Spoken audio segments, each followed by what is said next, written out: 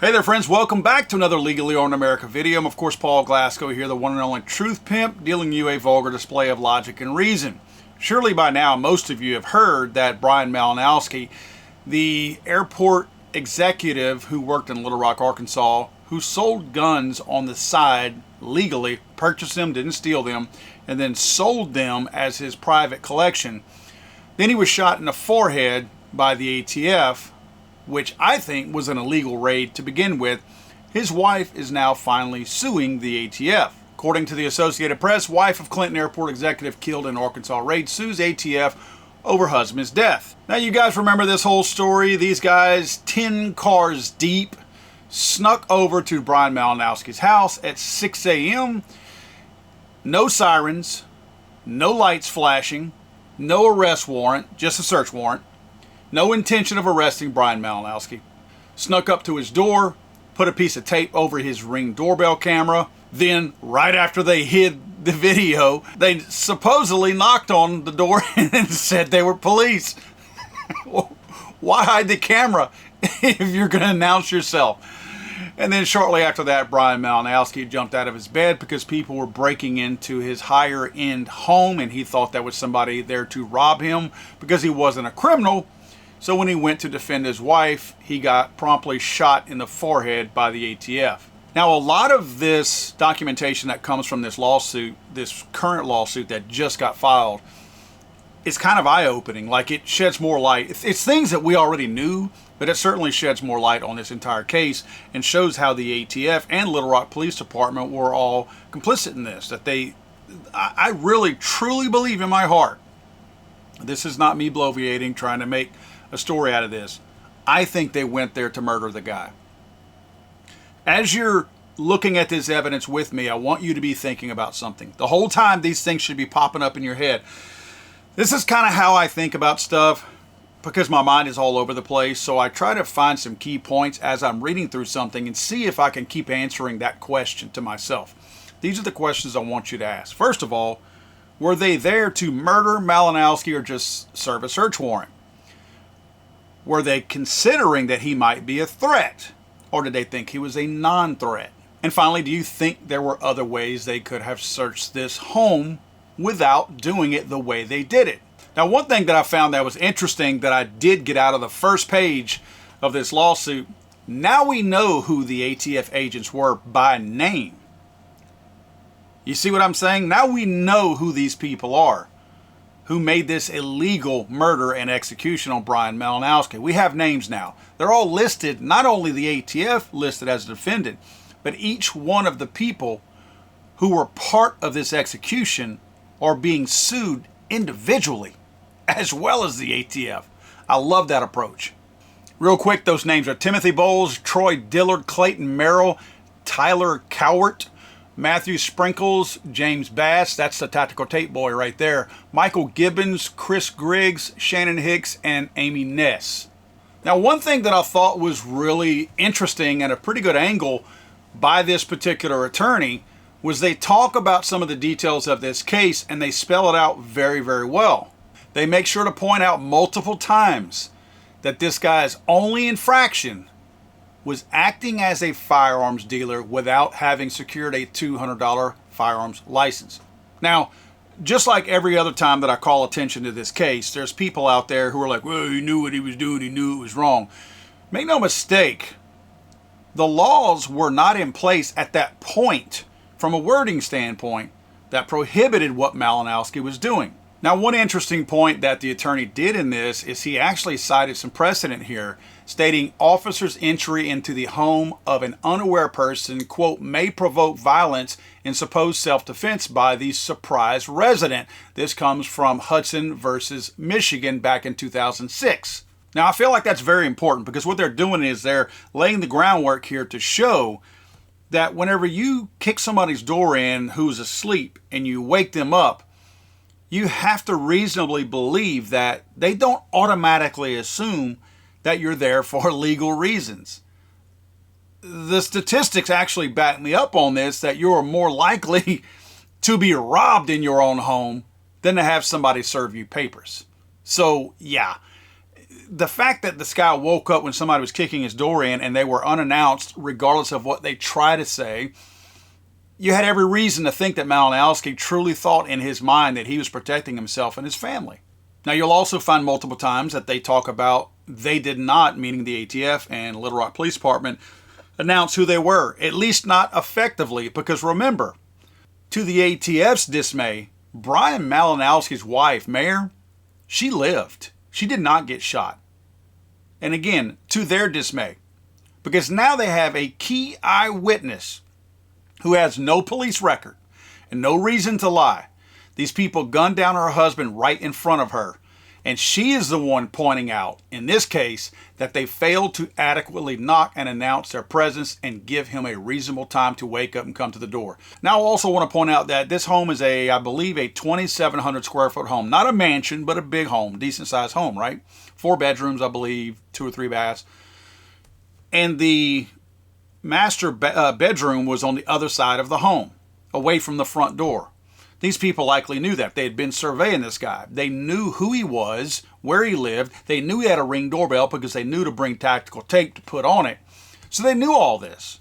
They likely were smart enough and wise enough, unless they're complete dummies, to know that master bedrooms are usually not right by the front door. So you can tap on the front door all you want. Someone on the other side of a 2,700 square foot home is not going to hear you, especially a well-built home that has actual insulation in it. It's not going to carry that sound to there. In fact, one of the officers who was working the perimeter, some chick was in the backyard, probably right outside Malinowski's door, but outside nevertheless. And she even is on record claiming that she could not hear any of the knocking or the announcing of law enforcement as they were announcing who they were on the front of the house. Now, in this court document, they also point out something that I think is very important that I mentioned a moment ago. In March 2024, federal regulations did not require an individual seller to hold an FFL as a dealer in firearms unless that individual's principal objective in selling firearms was livelihood and profit. You understand what it says there. Unless the individual's principal objective in selling firearms was livelihood and profit.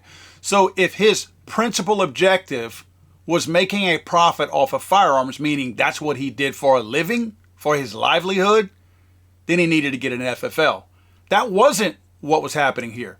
It goes on to state that specifically in March 2024, the statute defined a dealer in firearms, quote unquote, as person who devotes time, attention, and labor to dealing in firearms with the principal objective of livelihood and profit. Both of those words are important, not just one of them. It doesn't just say principal objective of profit. It says livelihood also, which means making a living. And look 2 words before that. Principal objective. Principal objective of livelihood. They point out in the next line, at the time of his death, Brian Malinowski was the highest paid city employee in the city of Little Rock with an annual salary of more than $260,000. Brian Malinowski had a principal objective of being the executive director of the Little Rock Airport, not selling guns. So this covers him based on the wording of what the statute was at the time that he was murdered.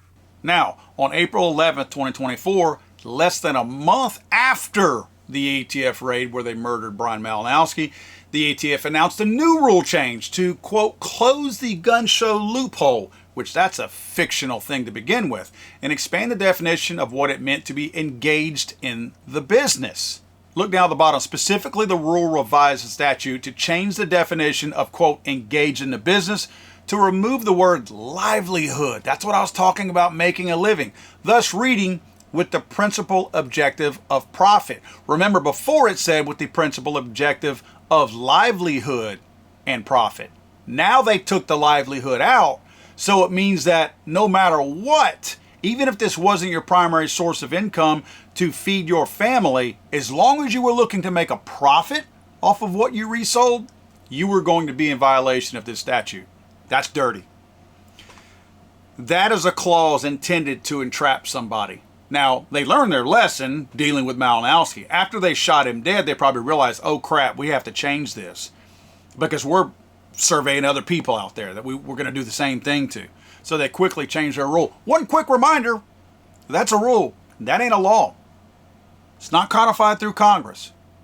I think it's important that we always keep in the back of our minds, Congress is not doing their job. Congress's job is to make laws, not punt to the ATF and let them make these silly little rules and treat them as laws. We have to always remember that. Now I want to point something out real quick too that they also mentioned in here. We talk about several opportunities, right, that they had to file paperwork or a search warrant with Malinowski. Now, I think the trouble lied with, I do think they wanted to murder Malinowski. So I've heard a lot of people say that, well, why didn't they just go arrest him at the airport? Well, they weren't trying to arrest him. There was no arrest warrant. And the search warrant wasn't for his office at the airport. I've heard people state, hey, if they wanted to, they could have just stopped him on the road where there was nobody and nobody at the airport. I'm trying to be fair here, right? I don't want to take one side wholeheartedly and blindly report on it. I do believe they needed to be at his house in order to file that search warrant. They couldn't do it at the airport, even though the airport was a gun-free zone and there certainly wouldn't have been no danger there, although they acknowledged they knew that Brian Malinowski was not a danger. They're on record stating they didn't think Malinowski was a danger. So that's why they didn't serve this warrant at the airport, because that would have been pointless. I mean, what would they have done? Follow me back to your house? So I understand why they didn't serve the warrant there. Again, trying to be fair and cut through a lot of the fog here, I don't want our side to look like we're doing what they do on the left and making up things, supposed situations that really don't exist. That was kind of an impossibility. It was useless to go pull him over on the side of the road or meet him at the airport.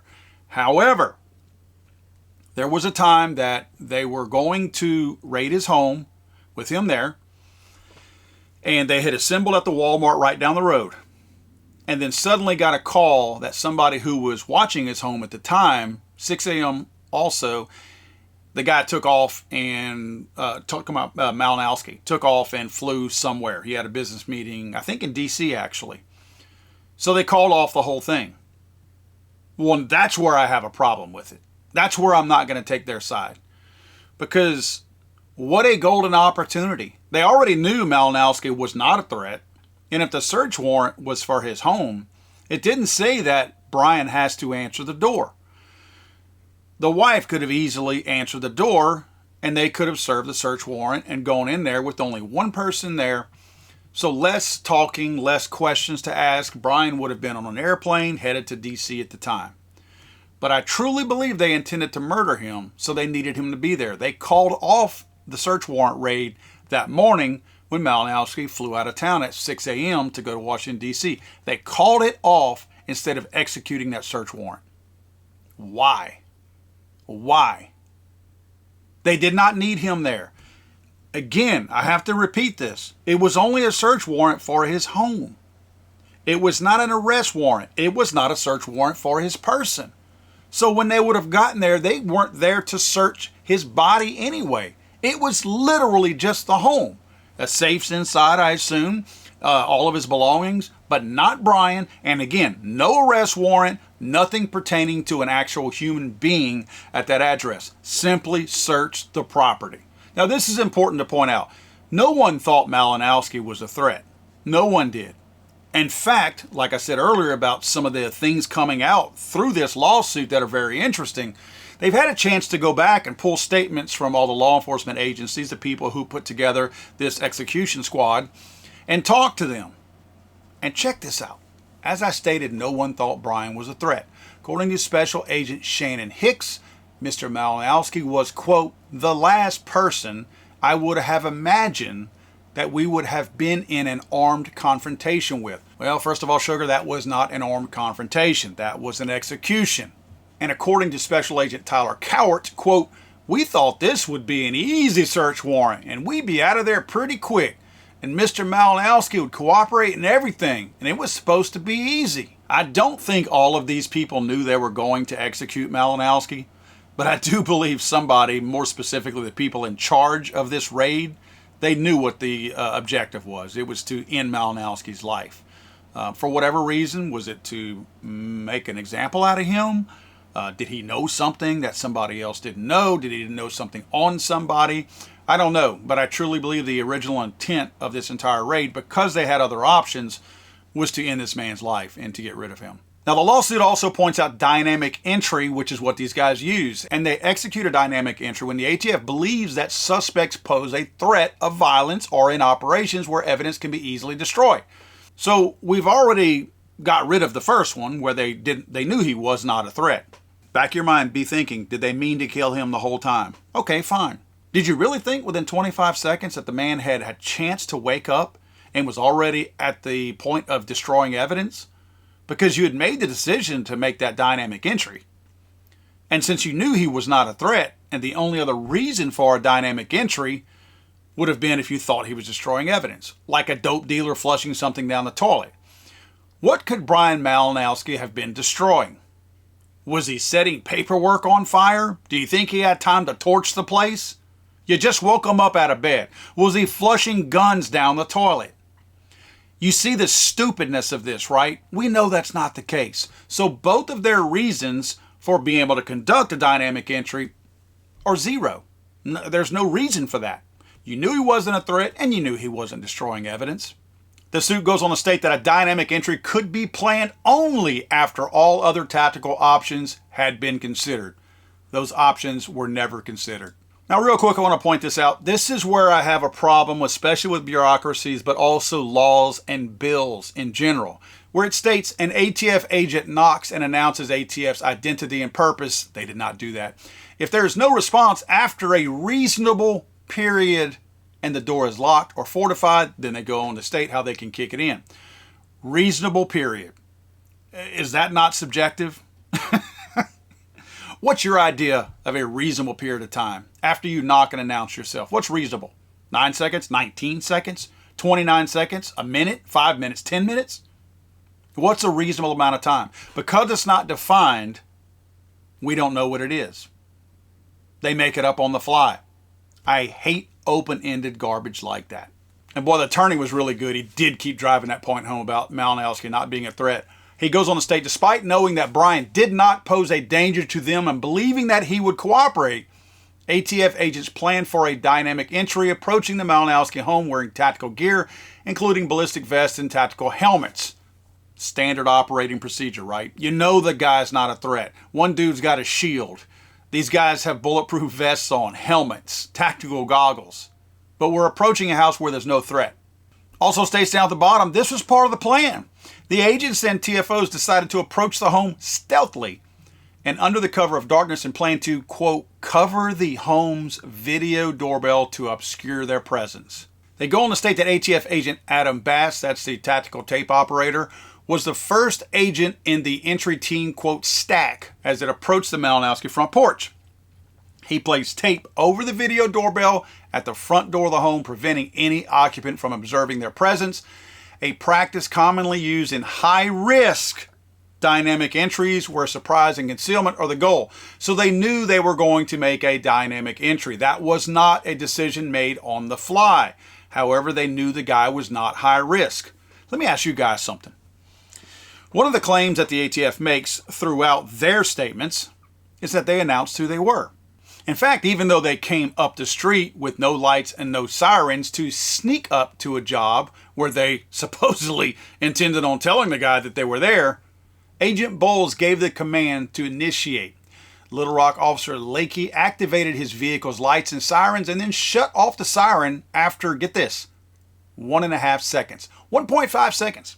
First time I read that, I thought to myself, because 1.5 seconds seems so stupid and unrealistic, in my mind, as I glazed over it, I'm thinking, wow, 1.5 minutes. That's kind of a long time to run the siren and flash the lights.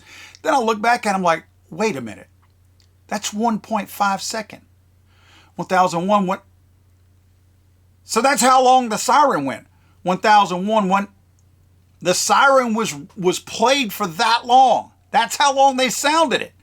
That was their way of announcing. And I do believe that that's true that they did that, because while the other ones, all the agents turned off or did not wear their body cams, even though Little Rock Police Department has a policy that you have to activate your body cam anytime there is a search warrant being served.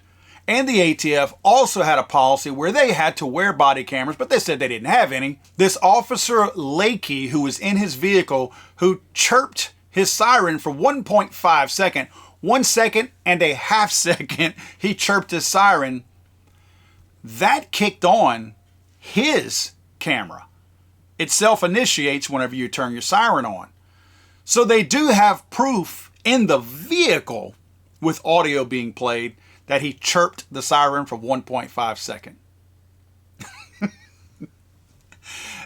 That was their defense. That oh yeah, we intended to announce ourselves. We ran our siren. How long did you run it for? Several seconds. How many? 1, maybe 2. And according to Special Agent Hicks, the officer who chirped it for 1.5 seconds performed his task, quote, exactly like we asked him to. So they never had any intention of actually blaring the siren to get Malinowski's attention the proper way. Now, this is a key point that they bring up here, that Brian had no reason to believe that the people who breached his front door were part of a team of federal agents because he had no idea that federal agents had been following him. Malinowski was clearly not a hardened criminal. Doesn't look like the toughest guy in the world either, let's be honest here. So even if he knew law enforcement was coming in, he wouldn't have shot at them. Because the way he shot at them when he did see people in his living room who were unidentified in the dark with no reflective stuff, no lights or nothing like that, in the dark with guns aimed at him, he shot a warning shot into the floor. The round bounced off of the hall floor and hit one of these special agents in the toe. So they returned fire, putting a bullet in Malinowski's head. Malinowski, had he known he was being investigated, maybe he would have thought those could be law enforcement. He wouldn't have shot at them. The guy's, again, he's not a hardened criminal. He shot a warning shot thinking people were criminals breaking in his house, which little did he know, he did have criminals breaking into his house, but according to them, they were there legally. But he shot that shot to scare them. When you're funneled down a hallway, you usually don't miss your shots in the floor when you miss at somebody. You miss left or right, and sometimes a little bit low left if you're a right-handed shooter, but you don't miss by shooting in the floor. There's nobody that ever missed at a short distance that ever missed firing into the floor. If nothing else, you get your elevation right. It's just your left and right that you get incorrect. This guy shot around in the floor. That was clearly a warning shot. They shot around in his forehead. Now the wife, they did her dirty after this. Remember, this woman just saw her husband get his head split open. And she was in, I think, a string tank top and boxers. This was 30-something, I think 34 degrees outside. No shoes. They brought this one, made her step over her dead husband's body. Well, he wasn't dead yet, but he was dying in their living room. Made her step over his body with her hands in the air, cuffed her, put her in the car, did not get her any additional clothes. Again, tank top, boxer shorts, no shoes. Put her in the car. They denied her request for additional clothing. They denied her request for medicine. They denied her request to go check on her dogs, assuring her that they were in the house and accounted for. But later, she spotted one of her dogs who had escaped and was lost nearly a mile away, roaming in the neighborhood near a busy 4-lane road. These people are liars, man. They just lie. They just lie. None of these guys thought anyone had a handle on those dogs. And I know this is a small point. But the point is, they lied just to lie. There was no reason to do that. And if you had any kind of a heart, you knew this lady just lost her husband, and you're lying to her about maybe some of the last things that she actually has in her life that she loves and cares for, and you feel it's okay to lie about it when God knows how far away they were at that moment when you were lying to her, assuring her that they were secured? That's dirty, man. Finally, I thought this was a really important point that the attorneys are making here. Jury demand. Plaintiff demands a jury trial on all issues so triable. I think that's extremely important because I believe any jury will look at all the circumstances leading up to this. Again, a good attorney will make sure that the same things I tell you guys, always keep this in the back of your mind as you read this story or hear this story. A good prosecution is also, a good attorney is also going to make sure that he tells the jurors, when we're doing this, I want you to be thinking, Did you feel like Brian Malinowski was a legitimate threat in order to have this kind of search warrant executed in this way, with the assumption that he could have been a threat or destroying evidence? Or do you think they could have easily called him while standing on his front porch and said, hey, we're at your front door, can you come talk to us? Or beat on the door loud enough and don't just chirp the siren for a second and a half, actually run it. Let the guy get up, let him come to the door. If he's able to come to the door and you're outside, I can guarantee you not a shot would have been fired unless you intended to murder the man anyway.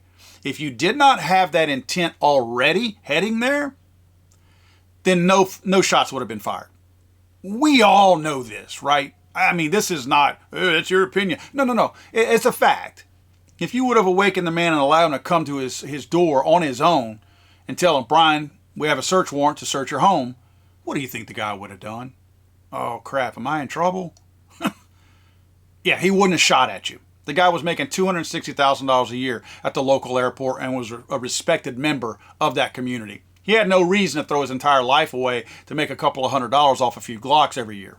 Now, this was an interesting point that they also included in this lawsuit, but it goes back to a committee hearing where Dettelbach was grilled pretty hard about this execution. This was Darrell Issa asking Dettelbach about the search warrant. Issa says, no, I understand. You're standing by your search warrant. You're standing by the fact that in the search warrant, you are alleging that he committed a crime. Is this correct? Dettelbach responded, Chair, respectfully, I was making the point that a federal magistrate. Issa responded, no, you're not being respectful. Answer the question. The question is, did you allege that he had committed a felony, a crime in your affidavit? Dettelbach responded, the judge did find that. Issa responded, okay, I will take that as the judge found it because you alleged it. So you alleged a crime, but you didn't seek to arrest him, did you? Dettelbach goes, again, Mr. Issa says, did you have an arrest warrant for Mr. Malinowski? Dettelbach says, my understanding, Issa cuts him off. That is a yes or no, Director. Dettelbach responds, my understanding is that there was not an arrest warrant. I don't have the full investigative file, but that is my understanding. This asshole knew there was no arrest warrant. That's probably the first thing he asked. Did we have an arrest warrant for this guy? Because then he had to start thinking, wow, we executed this dude because of a search warrant? This, to me, is pretty damning. Because it shows, again, like Issa pointed out, well, of course the federal magistrate is going along with what the allegations were. The ATF went to him. That's why the judge found the grounds to issue this warrant based on the fact that he was being accused of having a felony. And that's what ICE is saying. Well, of course the judge is the one who's saying that this guy probably committed a felony because you told him he did so that you could get the darn warrant. First of all, I want to say this, that the ATF's budget is between $1.6 and $1.8 billion. To me, that's what they ought to sue for. Seriously, sue them for the full amount. It better not be some little $1 million prize. And I don't want to see it settled. I want this to go to court. I would love to see them not take a settlement because the U.S. government's going to settle. We're going to pay for it because they don't want this going to court. I want this to go to court. But I want to ask you guys a question in closing. I want to set up a scenario for you and I want you to imagine it in the same way that I'm going to describe it, okay? Imagine that, not law enforcement, not ATF. Imagine if 10 cars full of people in them drive to a person's house. Not 10 cop cars. Again, no law enforcement involvement here whatsoever. Imagine if 10 private citizens' vehicles drive to a guy's house at the end of a cul-de-sac at 6 a.m. It's dark outside. It's daylight savings time, so it was dark. Unannounced. No noise. They ease on in there, making sure other than squeaking brakes that there's no way they're going to give themselves away driving in there. In fact, some killing their headlights as they drive up. You quietly go up to the front porch. You immediately put tape over the person who lives there's doorbell camera. hiding the fact that you are there. You kick the door in. You shoot the guy. Remember, no law enforcement is involved. 10 people, 10 cars drove to a guy's house, put tape over the doorbell camera, kicked the door in, and shot the guy. What would you say to that? You would say that was an execution. You'll say that was a mob hit. You'll say that was a gang hit, wouldn't you? So what is this? The only difference is these people had permission from a judge to go to this man's house. And I'm going to double down on what I said earlier, and I'm going to go back to it because it's an important point before we end here. If you're telling the judge, which they're going to have to do this in court, again, that's why this needs to go to a jury trial. If you're on record stating that we announced ourselves and we chirped the sirens, you're giving a really vague, we know it's a lie, but you're giving a vague representation of you announcing yourself. Hey, we're law enforcement. How are they going to justify covering up that camera? In other words, they covered up the camera, immediately turned to the door, and that's when they claim they beat on the door twice and announced that they were law enforcement. How in the world are you going to say why you put tape over that Ring doorbell if your intent was to turn immediately 90 degrees and announce that you're here? Why would you do that? Is it to say that you don't want the guy to see who it is? Because you just announced you were police. So if he looked in the camera, if he heard you truly announcing law enforcement, police, open up, and looked in his camera, you know what that would have been? His way of confirming it's law enforcement. I'm not shooting at these guys.